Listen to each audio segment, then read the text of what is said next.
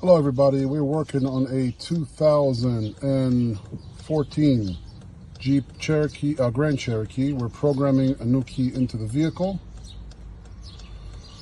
We read the password from the vehicle, we entered it into the system, and now we're going to hit the unlock button a few times for it to sync in with the vehicle.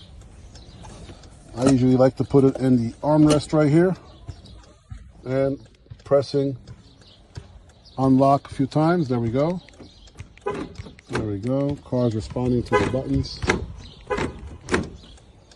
And the keys program. We have 4 keys in the system. And we're going to start it. There we go. 2014 Jeep Grand Cherokee. Thanks for watching, guys.